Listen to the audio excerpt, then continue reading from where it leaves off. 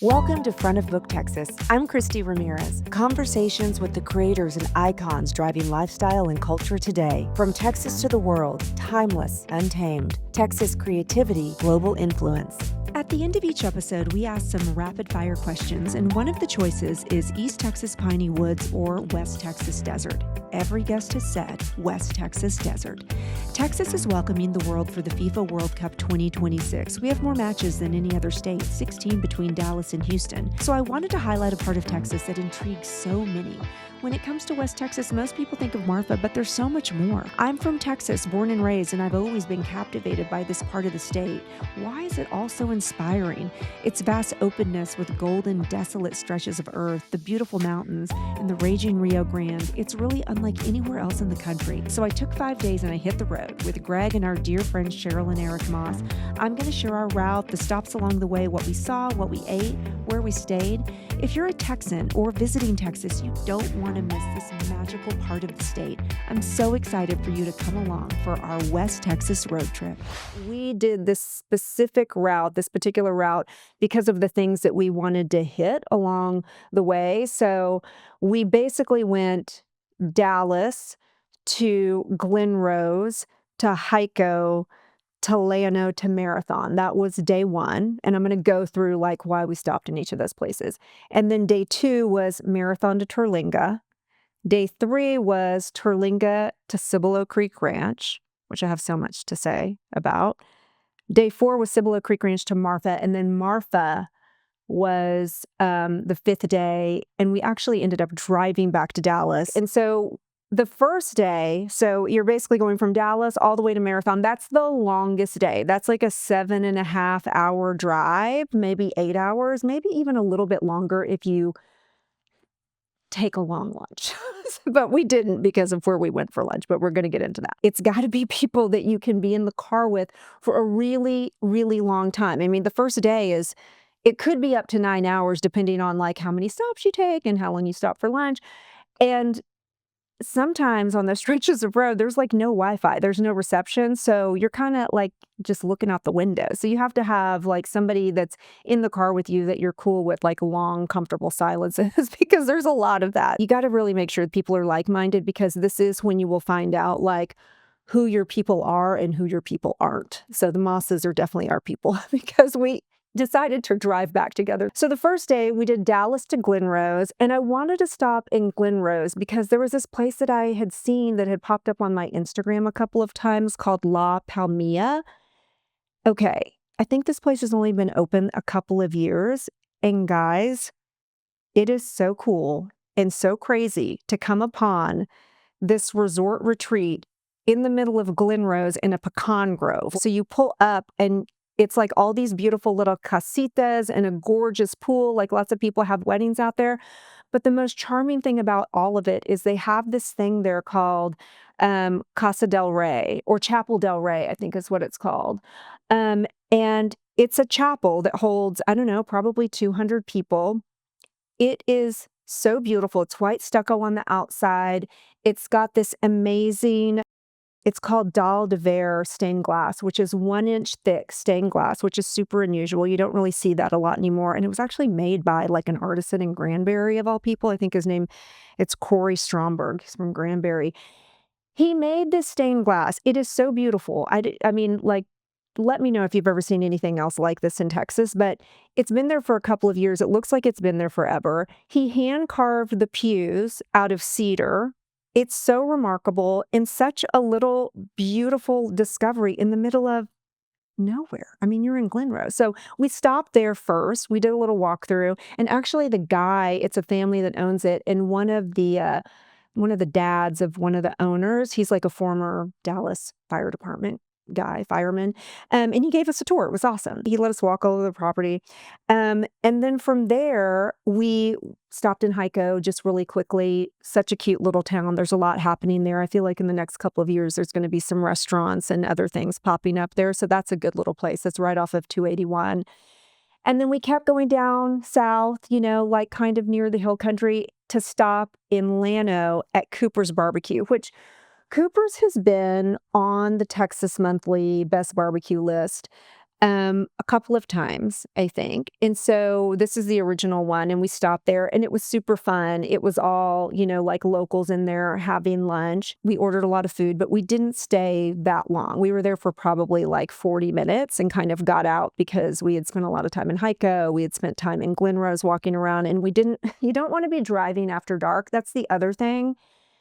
When you're taking a road trip where you haven't been on the roads before and you're in the middle of nowhere. Like there's nothing out here and you are going to lose reception. Like you have no idea where you are. There's not a lot of cars that are passing by you. You're really kind of like out on the road alone for a lot of it. So making sure that you're getting to each place before the sun really sets is probably, like that's advice you definitely want to follow. So we, from Llano, we went to Marathon, which is Marathon in the Gage Hotel.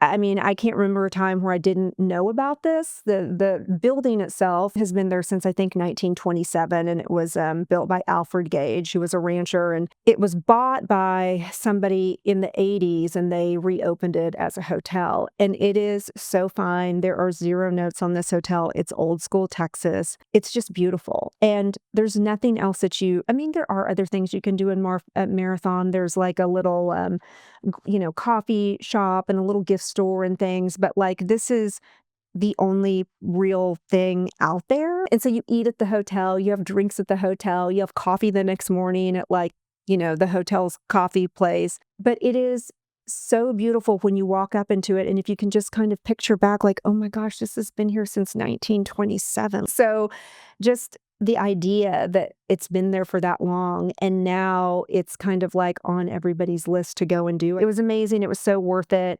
So we had dinner that night, the White Buffalo bar that's inside the Gage Hotel. So I tend to maybe be a little bit more overdressed than maybe what I should be. And so I thought, oh, this will be fun. Like I'll wear like some sparkles and like, whatever. I wore like a sequin skirt, like a blazer and boots and whatever. And I literally walk into the White Buffalo bar and it's all locals who've just gotten off of work. I mean, I walked in and people were just like, okay, girl. But it was kind of fun still. It was awesome. So we walked in.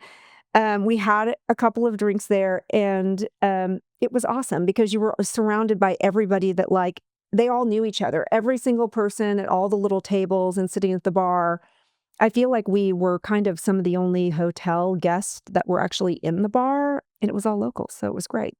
So we had drinks there, and then we go over to 12 Gauge, which is where you have dinner. And you might hear something different on this podcast by some other people about the best chicken fried steak, but I have to say the best chicken fried steak I have ever eaten now in my life is at the 12 Gauge Hotel. But that was our night at the Gauge, which was great, and slept really well and woke up the next morning and got on the road again. The great thing about once you get to Marathon, everything else is within 2 hours.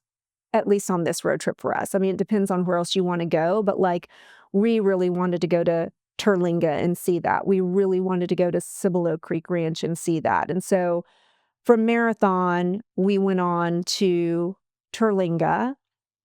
We stayed at Willow House. Now, there are other places to stay out in Terlingua. There's actually a number of different little glamping kind of situations that you can stay in. And one of them is owned by Amber Vinsbox and her husband Baxter, who are both SMU grads. And they had moved their family out to Terlingua and were raising them out there for a little while. And they opened a place called the Local Chapter, which has been there for a while. And we didn't stay there, but I would have. I had always really wanted to stay at Willow House.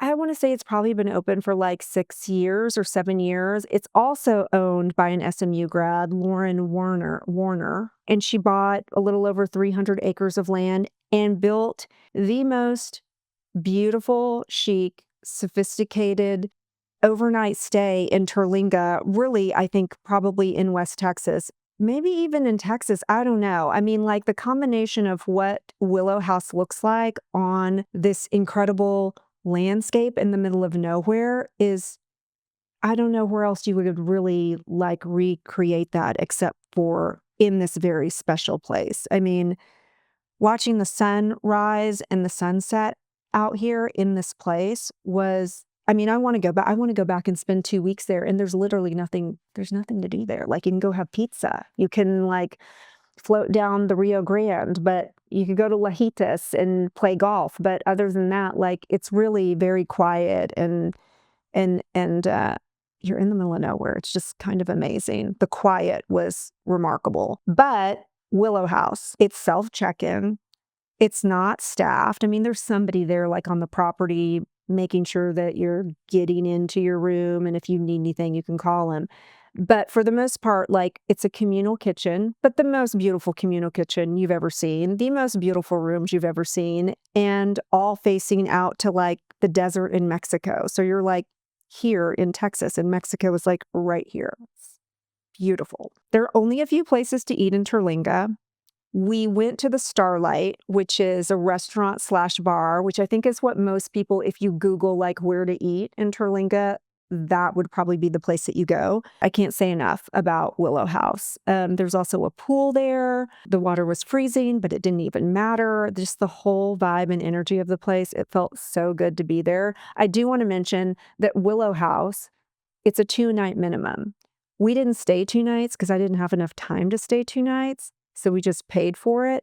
But next time, it's like, I want to stay 4 nights. I want to be in Terlingua for like a week because it really is it's a very, very special place. So after that, so we left Terlingua and we're going to drive to Cibolo Creek Ranch, but we decided to go through Big Bend, which I highly, highly recommend. But on the way, we were like, oh, we're going to stop at Lajitas and check that out. I've heard about that place forever. It's a golf resort. A lot of people from Dallas, Fort Worth, probably all over Texas, they'll fly in. They have like a landing strip there. You can fly in and play golf and stay there and whatever. And I have to say, I was a little surprised at like what Lajitas look like. It felt a little bit like a Western set, like you were walking onto like the set of a movie for a Western. So that's just like the general vibe, but people love it. It's like, I think it's kind of like an iconic like golfing place, and it is out in West Texas. So it does have that really cool like geography, and you can stay there. But I think there's a lot of other really cool, like very design forward places that might, for somebody that's like looking at it from, like a design kind of like sophisticated standpoint, there might be other places to stay in that area that would be worth checking out. So from Terlingua, we went to Cibolo Creek. These are all like from Marathon to Terlingua, that was like 2 hours. From Terlingua to Cibolo Creek, that was like 2 hours or so. The drive from Terlingua to Cibolo Creek, we went through Big Bend. It's super, super windy, super, super hilly.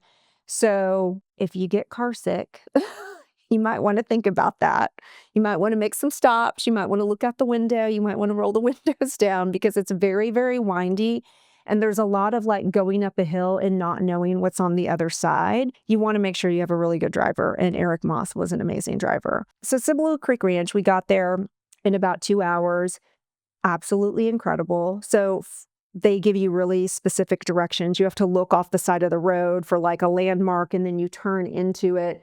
And then from the road to the entrance of the ranch is a 10-minute drive. And so you're driving and you're like in it. And so from my recollection, the original Cibolo Creek Ranch is 30,000 acres. And I think 20 more have been added since then. So it's a very big ranch. So you're really like driving into it, and you get to the gate and, you pull in and you drive even more. And it's just kind of incredible also. Like all of this was such a revelation to me. I knew that it was out there, but I had never seen it like for myself. So to see it like yourself is so kind of like mind blowing. It's kind of incredible. But we got there, 2 awesome dogs. One of the dogs' names, I can't remember. The other one, the mom dog, her name is Rosie.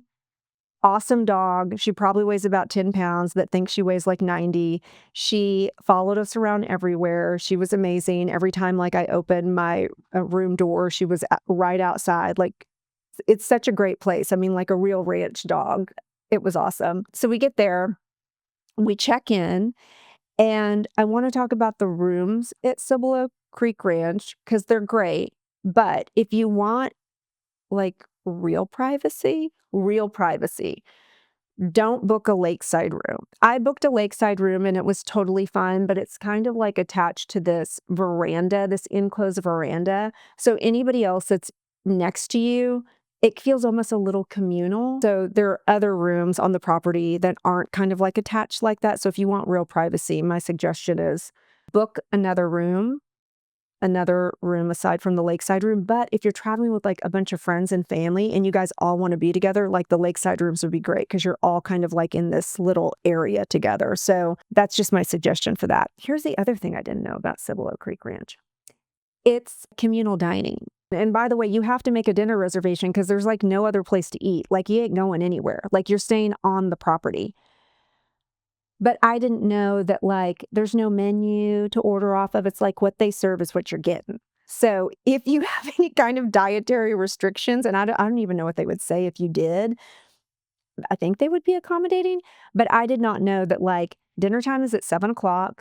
You're eating what they're serving.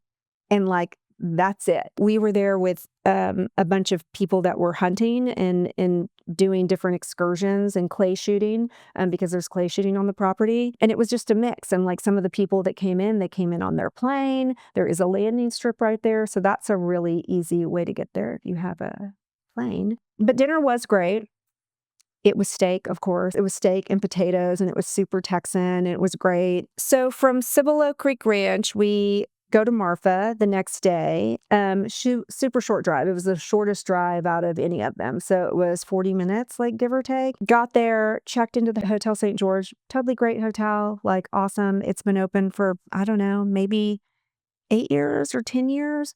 The hours in Marfa are kind of hysterical. If you do a road trip like this, you want to end up in Marfa, you need to start your road trip like on a Monday or a Tuesday and end up in Marfa on a Thursday or a Friday. If you end up in Marfa on a Monday or a Tuesday, you will be sorely disappointed because nothing is open.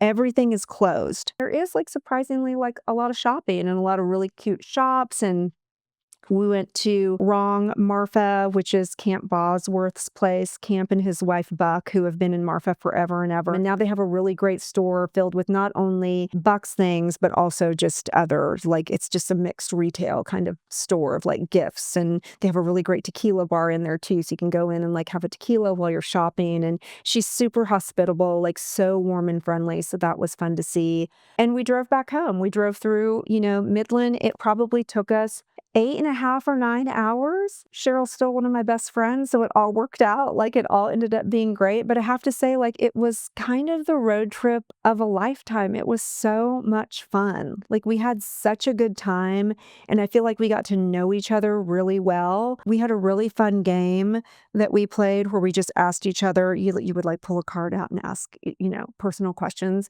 We'd ask the whole group, and it was super illuminating. And it was such a good way to like get to know each other, kind of like deeply. And also like it's a captive audience. Like you can't go anywhere. You kind of have to answer the questions. I think the people that you choose to do a road trip with can be, it's a pivotal decision. That's for sure. So there you go. That's the West Texas road trip. I recommend it for everybody. It was super fun.